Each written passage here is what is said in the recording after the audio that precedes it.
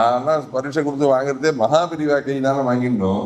சொந்த வீடு கார் எல்லாம் வச்சுக்கணும் அப்படின்னா மகாபிரிவா ஆசைப்பட்டா அவளுடைய பரிபூர்ணமான தபஸ் இன்னைக்கு எல்லாரையும் பகவான் வீடு கார் வசதியோட சதுர்விகும் சத்யக்ஷரா காயத்ரின்னு 24 அக்ஷரமாக காயத்ரி மந்திரத்தை எடிட் பண்ணி கொடுத்தவர் விஸ்வாமித்திரன்.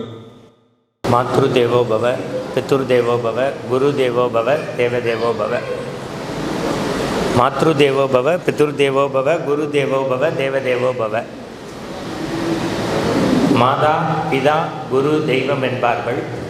என்னை பொறுத்தவரை எனக்கு மாதாவாக, பிதாவாக, குருவாக, தெய்வமாக, காவி உடைக்குள் ஒரு கற்பூர தீபமாய் நம்மால் விளங்க முடியாத விஷயங்களை எல்லாம் தன்னுடைய வீரிய விடிகளில் விளங்கச் செய்து இந்த மண்ணையும் மக்களையும் காப்பதற்காக ஆதிசங்கரர் மரபிலே தோன்றி அந்த சங்கிலி தொடர் அறுபடாமல் இன்றைக்கும் காவிக்கு புனிதம் செய்து கொண்டிருக்கக்கூடிய ஒரு மகான் உண்டென்றால் நாமெல்லாம் நாளும் உச்சரிக்கக்கூடிய அந்த மகாபெரிய சுவாமிகளுடைய திருவடிகளை உங்கள் எல்லாருடைய பலத்த கைத்தட்டலோடு வணங்குவதற்கு கடமைப்பட்டிருக்கிறேன். நான் எவ்வளோ நேரம் பேசணும்னு வெங்கடேஷ் சார்கிட்ட கேட்டேன். யாரோ ஒருத்தர் வரணும், அது வரைக்கும் நீங்கள் பேசுங்கன்னார். நேற்றுக்கு வேலூரில் ஒரு கூட்டம் போனேன். உபன்யாசம் தொடங்கும் போது ஆர்கனைசர் சொன்னார், என்னை அறிமுகப்படுத்தினோன்னு நான் அவர்கிட்ட கேட்டேன், நான் எவ்வளோ நேரம் பேசணுமாமான்னு. இந்த கூட்டத்துக்கு மினிஸ்டர் வர்றதா இருக்கார், அவர் வர்ற வரைக்கும் நீங்கள் பேசுங்கன்னார். மினிஸ்டர் வரலன்னா அப்படின்னு பேசிகிட்டே இருக்கோ அப்படின்னார். அது மாதிரி இப்போ வெங்கடேஷ் சார்கிட்ட நான் எவ்வளோ நேரம் வருவான்னு கேட்க முடியாது. ஆனால் ஒன்று சொல்கிறேன், நான் இங்கே வர்ற வரைக்கும் கொஞ்சம் பயப்படுவேன், இங்கே வந்துட்டேன்னா பயப்பட மாட்டேன். புரிஞ்சிருக்கும்னு நினைக்கிறேன். ஒன்று தான்,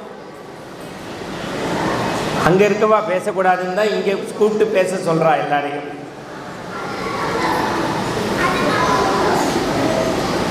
எனக்கு 52 வயசாகுது. நான் என்னுடைய 14 வயசில் பேச தொடங்கினேன். ஒரு 32 வருஷமாக பேசிகிட்டு இருக்கேன். என் வாழ்க்கையில் ஒரு பெரிய படித்த பண்டிதர், பெரிய நான் கீவாஜாவுடைய பேச்சு கேட்டிருக்கேன், மறந்துடக்கூடாது. திருச்சி ராதாகிருஷ்ணன் கேட்டிருக்கேன், புலவர் கீரனுக்கு போய் பக்கத்தில் இருந்து உதவி செஞ்சுருக்கேன்.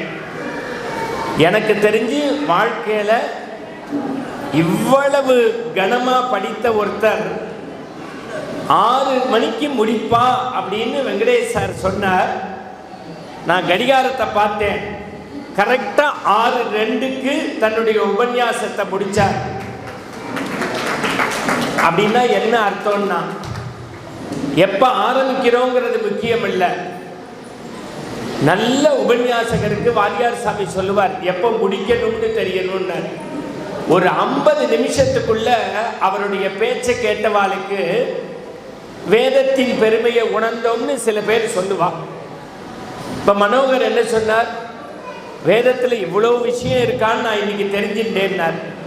ஒன்று தெரிஞ்சுக்கணும், நான் திருப்பி அதுதான் சொல்கிறேன். ஒரு 50 நிமிஷத்துக்குள்ள வேத பாராயணத்தினுடைய சிறப்பை பற்றியோ, குருமகானை பற்றியோ, மகாபெரியவர் பற்றியோ, பாடசாலை பற்றியோ சொன்னது பெருசு இல்லை. அந்த 50 நிமிஷத்துக்குள்ளே இவர் பேச்சை கேட்டால் என்ன சொல்லலாம், அடர்த்தியாக ஒரு விஷயத்தை புரிகிற மாதிரி பேசினார் அப்படின்னு சொல்லலாமா, இல்லை படித்து கஷ்டப்பட்டு முன்னுக்கு வந்திருக்கார் அப்படின்னு சொல்லலாமா, இல்லை இந்த குழந்தைகளை மனசார வாழ்த்தினார் அப்படின்னு சொல்லலாமா, இல்லை பெரியவார தத்ரூபமாக கண்முன்ன கொண்டு வந்து நிறுத்தினார் அப்படின்னு சொல்லலாமான்னா ஒரே வார்த்தை தான் சொல்லுவேன். ஒரு லைப்ரரிக்குள்ள 50 நிமிஷம் உள்ளே போயிட்டு வெளியில் வந்தால் என்ன உணர்வு ஏற்படுமோ, என் வாழ்க்கையில் ஒரு ஸ்பீக்கர் இந்த 50 நிமிஷத்துக்குள்ள லைப்ரரிங்கிறது கூட தப்பு, ஒரு என்சைக்ளோபீடியா, ஒரு நிமிஷம் ஒரு இடைவிடாத அவருக்கு ஒரு ரவுண்ட் அப்ளாஸ் கொடுங்க, சான்ஸே பத்தாது. பிரமாதம்.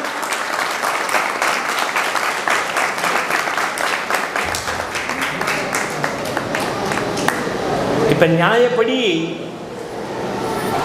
என்னை மாதிரி ஸ்பீக்கர்ஸ் வந்தால் என்ன இதுன்னா, ஆர்கனைசரை 1/2 மணி நேரம் பாராட்டுவோம், ஆடியன்ஸை 20 நிமிஷம் பாராட்டுவோம், ஏன் ஃபில்டர் காஃபி தந்தவரையே 2 நிமிஷம் பாராட்டுவோம், இன்னொரு காஃபி கிடைக்காதான்னு.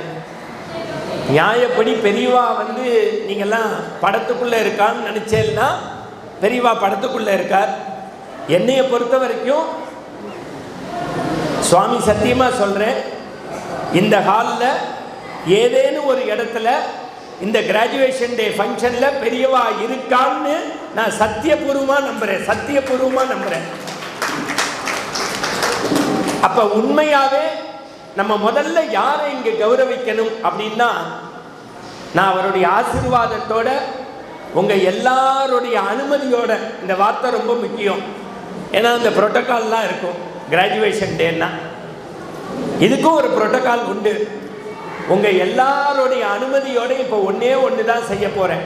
என்ன அப்படின்னு கேட்டால், இந்த வேத பாடசாலை நடத்துகிறவாளுடைய பாதத்தை தொட்டு நமஸ்காரம் பண்ணிட்டு சொல்கிறேன். ஒரு சரஸ்வதி 1 மணி நேரம் உட்காந்து இங்கே பேசியிருக்கிறதா தான் நான் நினைக்கிறேன். இப்போ எங்கள் நாவலையெல்லாம் வாடகை வீட்டில் இருக்கிறவளை போல் வந்து போகிறா. அவர் நாவலை பட்டா போட்டு பர்மனெண்ட்டாக குடியிருக்கா. அவர் எப்படி வேதத்தை படிச்சிருக்காரோ அது மாதிரி நான் ராமாயணத்தை, பெரிய புராணத்தை, கம்பராமாயணத்தையும் பாரதத்தையும் ஒரு நாளைக்கு ஒரு பாட்டாவது படிச்சிருக்கேன். நற்றினையும் குறுந்தொகையும் 10 பரிபாடலும் கற்றறிந்தார் ஏற்றும் கலித்தொகையும் அகநானூறும் புறநானூறும் திருக்குறளும். அதனால படித்தவனால வயசு வித்தியாசம் கிடையாது. நான் ஒரே ஒருத்தர் தான் இந்த கிராஜுவேஷன் டேல நான் பெரிய ஹானர் பண்ணணும்னு நினைக்கிறேன். யார் தெரியுமா?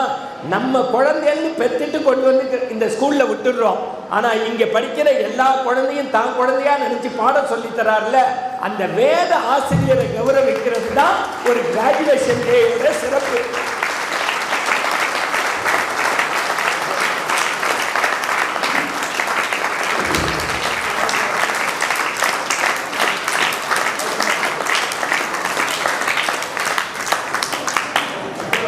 அப்போ உண்மையிலுமே அவர் ஒன்றே சொல்கிறார், என் ஒய்ஃப் கூட என்னை எப்படி பாராட்டினது இல்லைடா. அவருக்கு சரஸ்வதி கையால் ஆனர் பண்ணணும்னு நினைக்கிறேன்.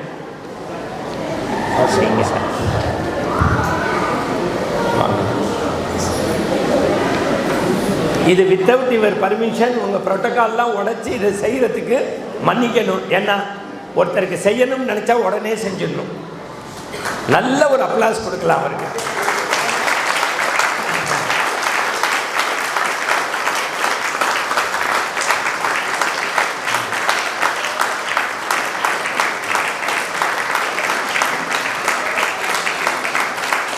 ஒரு மணி நேரம் நம்முடைய இதயத்திற்கு இதமான செய்திகளை தந்து நம்ம தரையை கூட்டுறோம், முகம் பார்க்குற கண்ணாடியை துடைக்கிறோம், உட்கார்ற சேரை துடைக்கிறோம், மனசை துடைக்கிறதே இல்லை.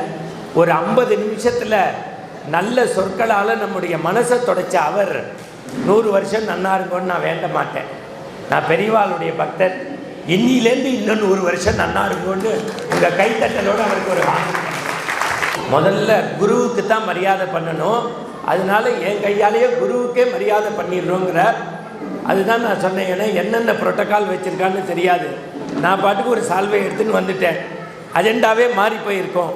ஆனால் நமக்கு அஜெண்டா மாறலாம், எல்லாரும் ஆனந்தமாக போகணும், அதுதான் முக்கியம். எல்லாரும் சேர்ந்து அவருக்கு ஒரு நல்ல வாழ்த்துக்களை தெரிவிக்கலாம். ப்ளீஸ். இப்போ குருவுக்கு மரியாதை செய்யப்படுகிறது.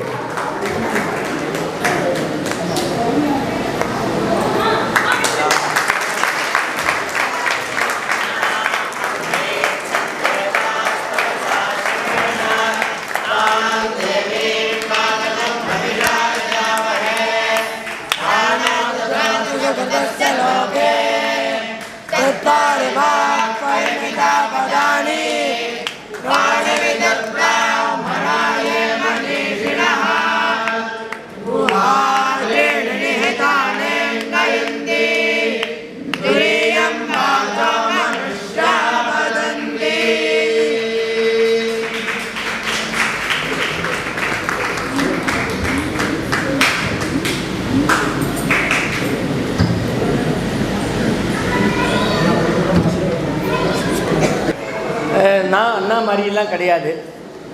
நான் எங்கே உபன்யாசத்துக்கு போனாலும் பைசா மணி தான். ஆனால் இன்றைக்கி தான் மனிதர்களுக்காக பேச வந்திருக்கேன். இன்னும் சொல்கிறேன், இத்தனை நாள் ஊருக்காக பேசினேன், இன்னைக்கு தான் என் மக்களுக்காக பேச வந்திருக்கேன். அதுவும் நான் வந்தோடனே 2-3 மாமியெல்லாம் வந்து என்கிட்ட செல்ஃபிலாம் எடுத்துட்டா. எனக்கு ரொம்ப சந்தோஷம். அதில் ஒரு மாமி காஃபிலாம் வாங்கி கொடுத்து டெய்லி உங்கள் ப்ரோக்ராம் மிஸ் பண்ணாமல் பார்ப்பேன்னா. எதில் மான்னேன்? டெய்லி ஜீ தமிழில் நீங்கள் தானே ஜோசியம் சொல்கிறீங்க, அரிகேசன் நல்லூர் தானேன்னா. நான் பயந்து போயிட்டேன். இல்லை மாமி, நான் அருளுரை பேசுகிறேன். இல்லை, முகச்சாடை ஒரே மாதிரியே இருக்கே அப்படிங்கிறா. அதாவது உலகத்தில் ஒரு உபன்யாசகர் சிரித்து நான் இன்றைக்கி தான் பார்க்குறேன். அவரும் மனுஷன் தானே, ரைட். நான் பேசிகிட்டே இருப்பேன், அதுக்குள்ளே மேடையெல்லாம் ரெடி ஆகிடும்.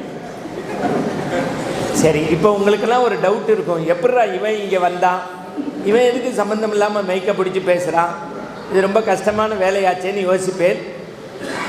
கௌரியுடைய ஃபாதருடைய அப்பாவும் எங்கள் அம்மாவுடைய அப்பாவும் அண்ணா தம்பிகள். என்னுடைய கசின் சிஸ்டர் கௌரி.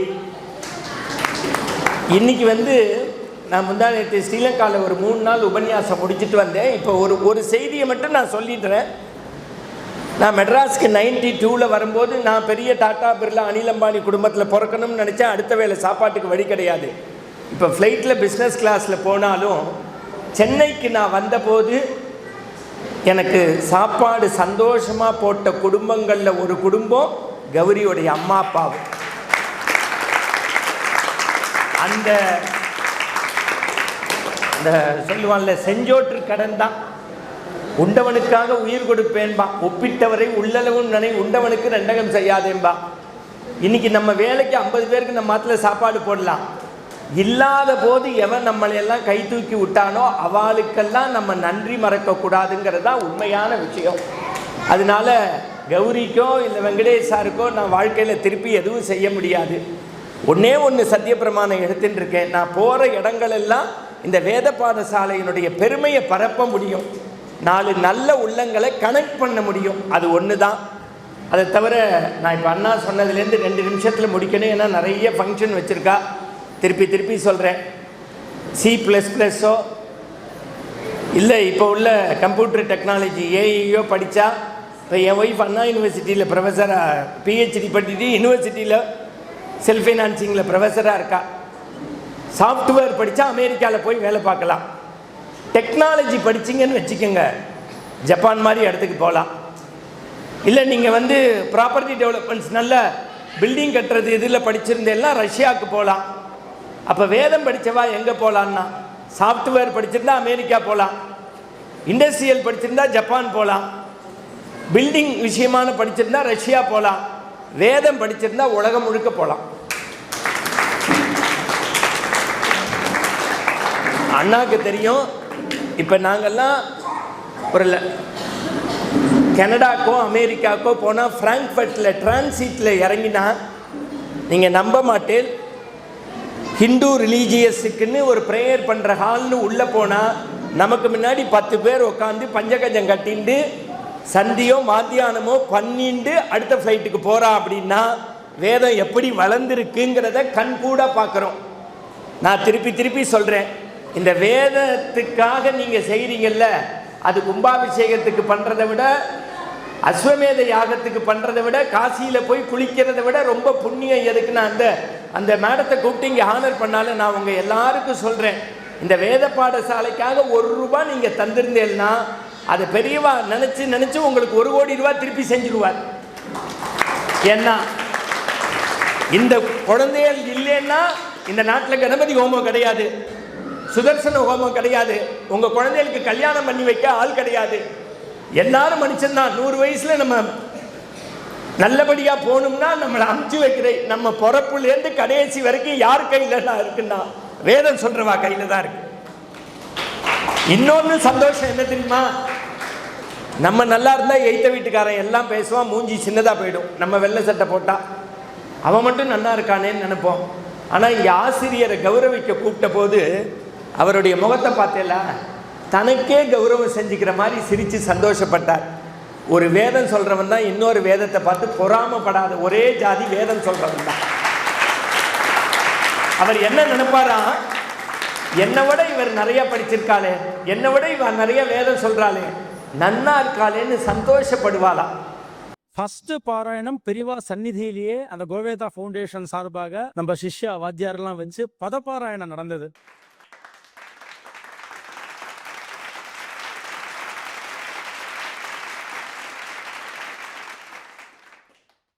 பாராட்டணுங்கிறத விட உங்களுக்கு கடவுள் அந்த ஆப்பர்ச்சுனிட்டியை கொடுத்துருக்கான்னு நினச்சிக்கோங்க.